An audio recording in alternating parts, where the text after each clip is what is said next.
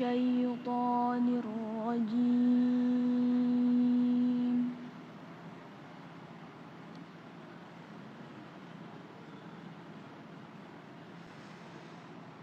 بسم الله الرحمن الرحيم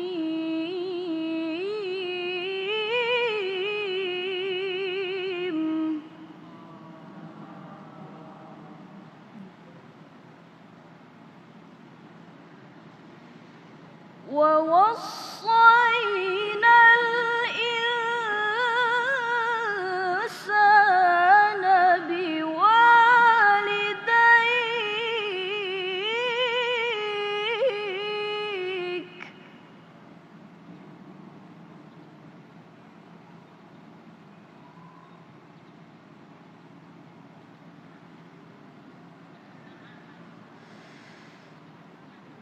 حملته أمه وهنا على وهن وفصاله في عامين أن اشكر لي ولوالديك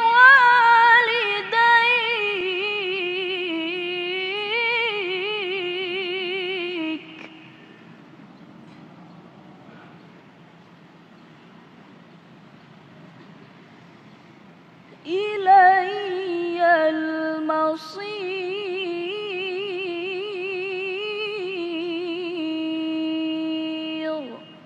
صدق الله العظيم.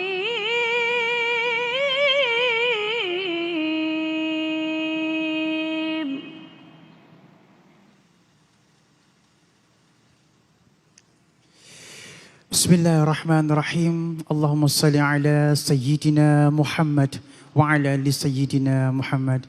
Assalamualaikum warahmatullahi wabarakatuh.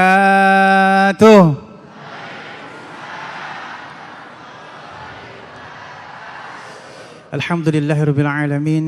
Di hari yang penuh dengan nikmat ini kembali lagi bersama saya Ali Zainal di Cahaya Hati Indonesia iNews ya. Baik, Masya Allah, hari ini iNews TV berada di Masjid Jami Ar-Rahman Ciputat Timur, Tangerang Selatan. Benar Bu? Ya, Masya Allah, sehat semuanya? Alhamdulillah, ayahanda sehat semuanya? Baik, mudah-mudahan hari ini banyak ilmu yang barokah yang kita dapatkan. Amin ya Rabbal Alamin. Tema kita adalah surga di telapak kaki Ibu. Masya Allah ya. Nanti kita akan ketemu dengan guru-guru kita yang dimuliakan oleh Allah Subhanahu wa taala. Ada Kiai Haji Fikri Haikal, Syekh Ahmad Al-Misri dan Syekh Fikri Tariq. Terima kasih, tadi kita sudah mendengarkan lantunan ayat suci Al-Qur'an, ada Nadia Hawashi. Baik, kalau ngomongin masalah ibu atau umi, kita sudah paham ya bahwa yang namanya surga ada di bawah telapak kaki ibu. Ilmunya kadang-kadang kita udah paham juga, tapi kadang-kadang nerapinnya yang susah. Bener nggak? Bener nggak? Ilmunya paham, teorinya paham, nerapinnya yang karena memang imannya kita kadang-kadang naik, kadang-kadang turun. Kadang-kadang ngegampangin sama yang namanya orang tua yang namanya ibu. Nah, langsung aja yuk kita akan mendengarkan tausiah yang disampaikan oleh guru kita yang dimuliakan oleh Allah Subhanahu wa taala, Kiai Haji Fikri Haikal. Pentingnya memuliakan ibu. Allahumma shalli ala Sayyidina Muhammad.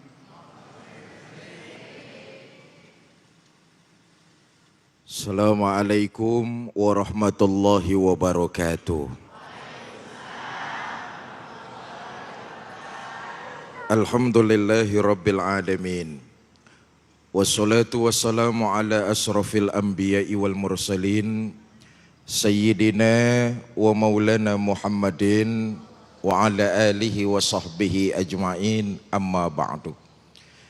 Yang mulia para ulama, para kiai, para habaib, para asatiz dan asatizah. Yang saya hormati jamaah Masjid Jami Ar-Rahman Ciputat Timur, Tangerang Selatan. Ibu bapak, saudara-saudara kaum muslimin di mana saja Anda berada. Islam tidak cuma mengatur hubungan makhluk dengan Khalik, tapi juga Islam mengatur hubungan manusia, interaksi dengan sesama manusia. Di sini terkandung juga bagaimana hubungan seorang anak kepada kedua orang tuanya.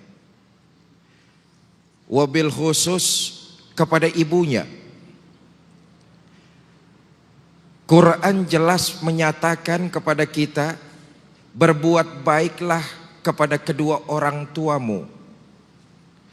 Apalagi kepada ibu kita. Setiap kita adalah anak yang berjasa teramat besar kedua orang tua kita, khususnya ibu. Karena itu kita disuruh ingat perjuangan ibu. Ketika seorang ibu mengandung anak dengan lelah dan dengan segala resiko yang ada, mengandung anak dengan kelelahan dan segala resiko yang ada, bersusah payah melahirkan, merawat, mengasuh, membesarkan, bersusah payah. Karena itu kita disuruh untuk banyak mengingat perjuangan kedua orang tua, khususnya perjuangan ibu. Kenapa? Agar kita sesuai apa yang diperintahkan oleh Al-Quran, berbuat baik, berbakti kepada kedua orang tua, khususnya kepada ibu kita. Saudara, berbakti kepada ibu, berbuat baik kepada ibu, mengantarkan doa seorang anak mustajabah. Dan ini bisa menjadi wasilah si anak masuk ke dalam sorga.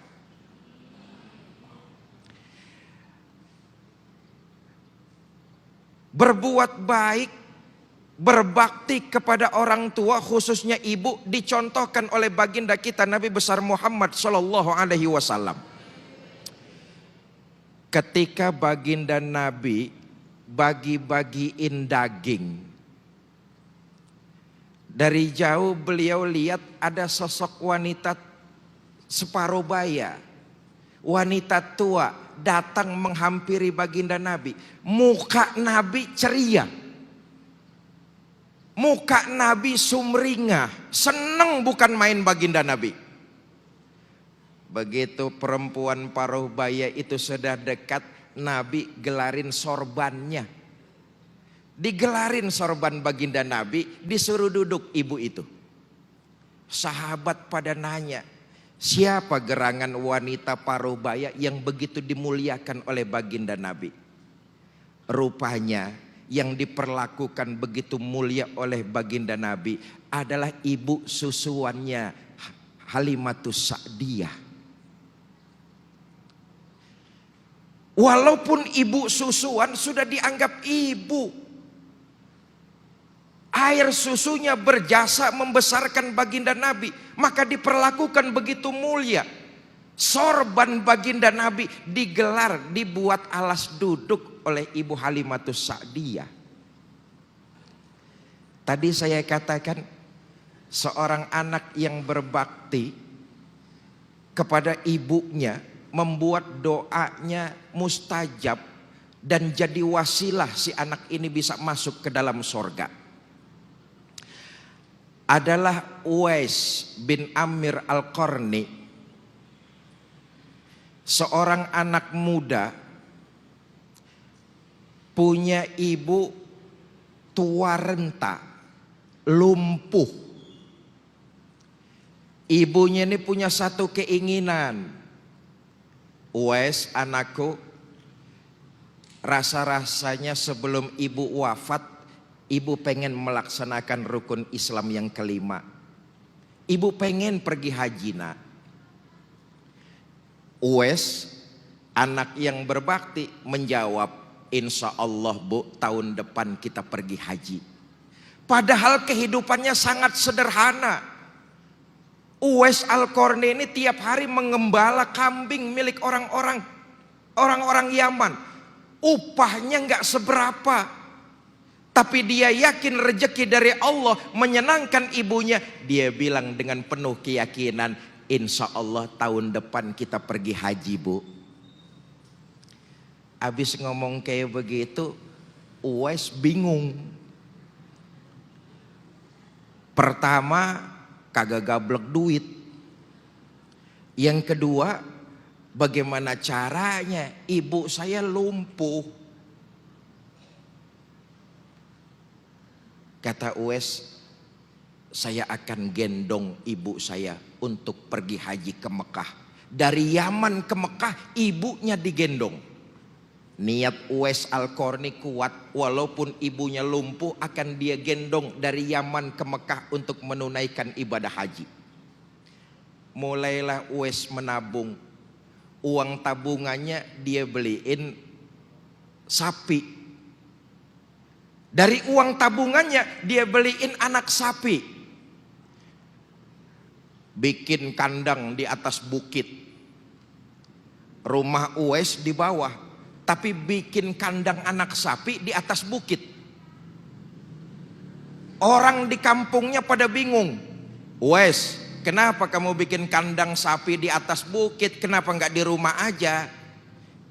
Jawab Uwais, saya pengen olahraga. Tiap pagi sama petang itu anak sapi dibopong, turun. Sore dibawa lagi, masukin ke kandang, dibopong lagi. Orang kampung lihat, Uwais gila. Anak sapi dibopong-bopong, mau aja dibudakin. Terus tiap hari dilakukan oleh Uwais Al-Qarni. Pagi dia gotong, dia bopong, anak sapinya itu turun. Sore dia bopong lagi, dibawa naik. Nih anak sapi lama-lama gede jadi sapi. Karena kebiasaan tiap hari dibawa oleh Uwais Al-Qarni, tenaga Uwais juga makin hari makin kuat, ototnya makin hebat. Bawa sapi segitu gedenya nggak terasa. Kenapa? Sudah kebiasaan. Nah itulah ya, orang biasa. Orang bisa karena terbiasa. Uwais Al-Qarni bisa, kenapa? Terbiasa. Tiap hari bopong-bopong anak sapi. Karena terbiasa, akhirnya Uwais Al-Qarni juga kuat. Tibalah saatnya bulan haji. Berangkat Uwais untuk melaksanakan keinginan ibundanya. Itu ibunya Uwais Al-Qarni digotong, digendong. Dari Yaman ke Mekah digendong. Begitu tawaf mengitari Ka'bah, dengan gagah Uwais gendong ibunya. Selesai tawaf, anak beranak nih duduk di depan Ka'bah berdoa. Ibunya nungguin doanya Uwais Al-Qarni. Apa doa Uwais Al-Qarni? Ya Allah, ampunilah dosa ibu saya. Segitu doang tuh. Ya Allah, ampunilah dosa ibu saya. Ibunya nanya, Uwais, doa kamu kok kuntet amat? Kuntet ngerti kuntet?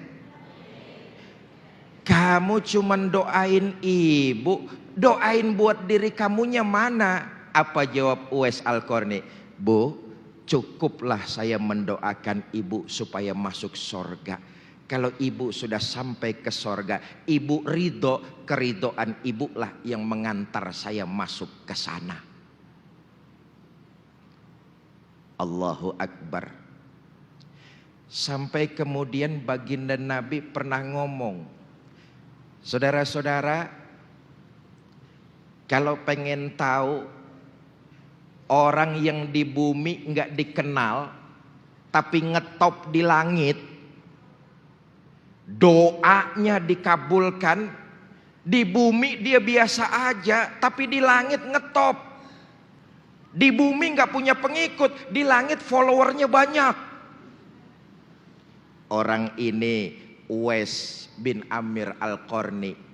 Kalau kalian ketemu sama dia, mintakan istighfar, doakan diri kalian. Pesan baginda Nabi dipegang erat oleh Umar bin Khattab dan Sayyidina Ali bin Abi Thalib karamallahu wajhah. Satu hari setelah baginda Nabi wafat, ada khalifah, ada kafilah masuk ke kota Mekah untuk berdagang. Kafilah ini dari Yaman. Setiap ada kafilah, ada delegasi perdagangan yang masuk ke kota Mekah, Umar bin Khattab sebagai khalifah pasti nanya, nih delegasi dagang dari mana? Dari Yaman khalifah. Ada yang kenal Uwais Al-Qarni? Orang pada bingung. Setingkat khalifah, setingkat presiden, pemimpin negara, kok nyari orang namanya Uwais Al-Qarni? Padahal kehidupannya sederhana, kerjaannya mengembala kambing. Kok khalifah sampai nanyain Uwais Al-Qarni? Ada yang nyautin, saya kenal khalifah Uwais Al-Qarni. Di mana orangnya? Tuh, di pintu gerbang kota Madinah lagi ngangon onta.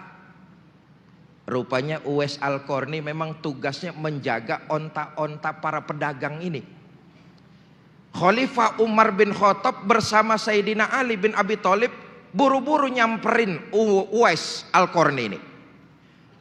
Assalamualaikum, kata Uwais Al-Qarni. Waalaikumsalam. Khalifah Umar bertanya, maaf, Anda namanya siapa? Uwais Al-Qarni menjawab, saya Abdullah. Khalifah Umar tersenyum. Kata Khalifah Umar, kami juga Abdullah. Abdullah itu hamba Allah. Kami juga semua Abdullah. Sesungguhnya nama Tuhan siapa? Mengakulah bahwa ia adalah Uwais bin Amir Al-Qarni. Umar bin Khattab bersama Ali bin Abi Thalib karamallahu wajhah ingat pesan Nabi. Orang yang namanya Uwais, di telapak tangannya ada tanda bulat putih. Dipegang tangan Uwais oleh Khalifah Umar lalu dibalikan, tampak tanda putih di tangan Uwais tuh. Betullah bahwa ini Uwais Al-Qarni. Kata Khalifah Umar, baginda Nabi besar Muhammad sallallahu alaihi wasallam pernah berpesan kepada kami, kalau kami menemui Anda, mintakan ampun lalu doakan kebaikan buat kami, karena Anda adalah salah satu penghuni sorga berkat perbuatan baik, berbakti dan melakukan perbuatan baik kepada kedua orang tua Anda, khususnya kepada ibu Anda. Karena sudah ketahuan, Uwais Al-Qarni akhirnya mendoakan Khalifah Umar dan Sayyidina Ali bin Abi Thalib karamallahu wajhah. Semenjak itu kemudian Uwais Al-Qarni kembali hanyut dengan peribadatannya sampai kemudian ia wafat menghadap Allah Subhanahu wa taala. Berbuat baik, baktinya kepada kedua orang tua khususnya ibu menjadi wasilah dia doanya dikabul dan masuk jadi penghuni sorga. Mudah-mudahan kita semua berbakti, berbuat baik kepada kedua orang tua, khususnya ibu, karena ibu bukan main perjuangannya dalam membesarkan kita anak-anaknya. Wallahu a'lam bishawab. Baik, Masya Allah, luar biasa. Terima kasih guru. Ini tadi baru dengerin gini aja, udah berkaca-kaca ya kita ya. Memang kalau ngomongin masalah Umi ini tidak pernah ada habisnya ya. Mungkin saat ini kita ingin memiliki anak yang soleh dan solehah yang taat kepada kita. Namun kita harus berkaca, apa kita sudah menjadi anak yang soleh dan solehah untuk orang tua kita. Baik, nanti kita akan ketemu lagi. Namun sebelumnya kita nanti akan bertemu dengan guru kita yang dimuliakan oleh Allah Subhanahu wa taala, Syekh Ahmad Al-Misri, menjadi orang tua yang dirindukan. Tetap bersama kami di Cahaya Hati Indonesia.